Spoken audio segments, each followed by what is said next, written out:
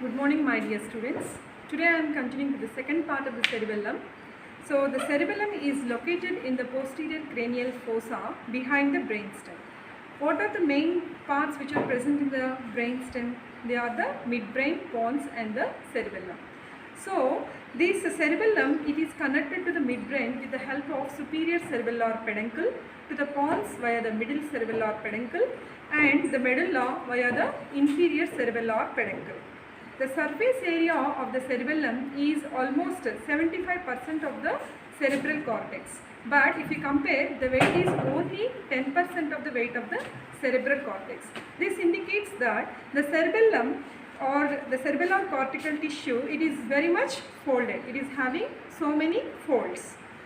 So coming to the fissures in the cerebellum, there are mainly two fissures in the cerebellum. One is called the posterolateral fissure and the other one is called the primary fissure. This is the posterolateral fissure which separates the flocculonodular lobe from the rest of the cerebellum. The other one is called the primary fissure which separates the anterior lobe from the posterior lobe. Coming to the functional divisions of the cerebellum,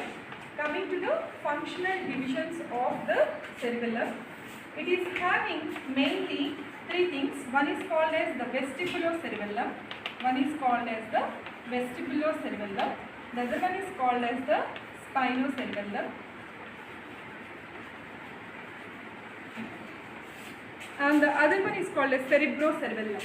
This is also called as cerebrocerebellum.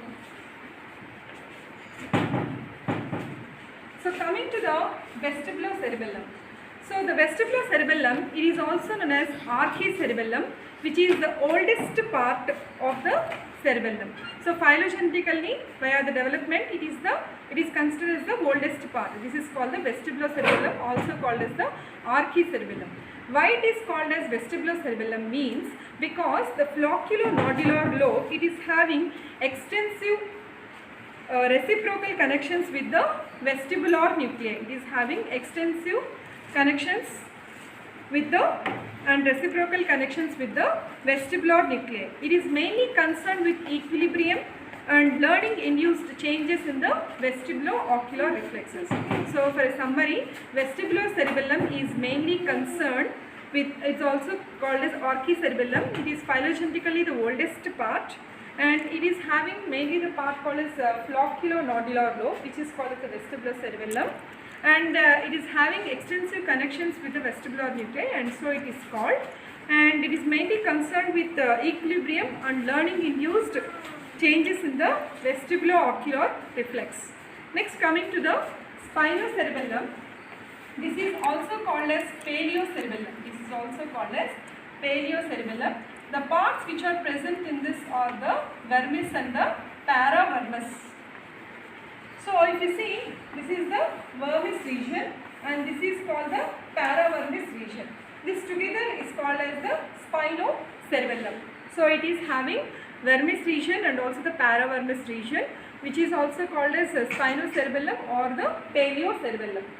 So here it receives proprioceptive inputs and other sensory inputs from all the body through the spinal cord. It also receives inputs from the motor cortex and hence motor planning is carried out. By comparing the plan with the performance, it smooths and coordinates the movement. So for any task, for any motor activity, first one plan will be framed and then there will be performance. So that performance feedback will be given back to this cerebellum and it will try to smoothen and coordinate the movement. Hence we will not have any jerky movement. Suppose if there is any damage to the cerebellum, then we can see the loss of smoothening and coordination of the movement. So finally, the spinocerebellum, it is very important. It is having vermis and paravermis regions and it receives proprioceptive and other sensory inputs and also the inputs from the motor cortex, and it finally helps in smoothing and coordination of the movement.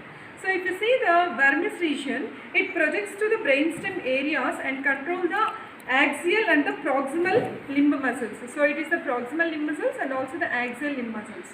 So and it is mainly concerned with the posture. If you compare from the vermis with the paravermis. The paravermis is mainly having the projections to the brainstem areas which control the distal muscles. That's why they are mainly involved in the skilled movements. So the vermis region is mainly concerned with the posture, whereas the paravermis is concerned with the fine skilled movements, because it is projecting to the brainstem areas that are controlling the distal muscles. Next, coming to the third one, which is called as the cerebrocerebellum. The cerebrocerebellum is also called as neocerebellum. Which is having its connections with the cortex. So the cerebellum, it is having its connection with the cortex. That's why it is called as the cerebrocerebellum. And this cortex projects to the neocerebellum via the pontine nuclei. So that's why it is also called as cortico-pontine cerebellum. It's also called as cortico-pontine cerebellum because of its connections to the neocerebellum via the pontine nuclei. So it is called as cortico-pontine cerebellum, and it is mainly involved in the planning and the programming of the movements. Okay. So for the summary, cerebellum, it is located in the brainstem, located in the posterior cranial fossa behind the brainstem. Okay. It is having mainly two fissures. There is a posterolateral fissure and the primary fissure, which is divided into anterior lobes and posterior lobes, and the flocculonodular lobe is in separate. And if you see the functional divisions of the cerebellum, you are having mainly three things. That is called the vestibulocerebellum, and the spinocerebellum, and the cerebrocerebellum. So the vestibulocerebellum is mainly concerned with equilibrium and also the learning induced changes in the vestibulo-ocular reflex, and the spinocerebellum, which is mainly concerned with the posture and also the skilled movements, and whereas the cerebrocerebellum is concerned with planning and programming of the movements. In the next coming topic and the third part of the cerebellum, we will deal with the functional histology of the cerebellum and its connections in the cerebellum. Okay, thank you. This session is useful for you. Thank you.